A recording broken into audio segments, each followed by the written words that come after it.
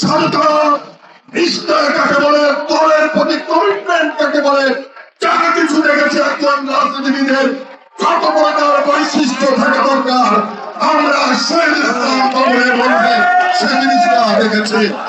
আপনার সৌভাগ্যের সূত্র হিসেবে এই অঞ্চলে আবির্ভূত হয়েছেন শহীদুল ইসলাম বাবুল।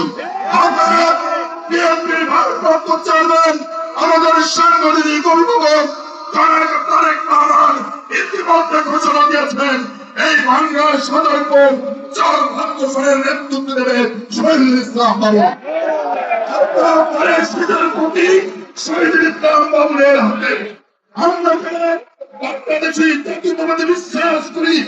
আমরা যারা শহীদ রাষ্ট্রপতি জিয়াউর রহমানের আদর্শকে বুকে ধারণ করি, লালন করি, পালন করি, আমরা বিশ্বাস করি এই অঞ্চলে যদি শহীদুল ইসলাম বাবুর নেতৃত্ব দেয় এলাকার মানুষের ভাগ্য পরিবর্তন হবে, এটাই আমরা বিশ্বাস করি।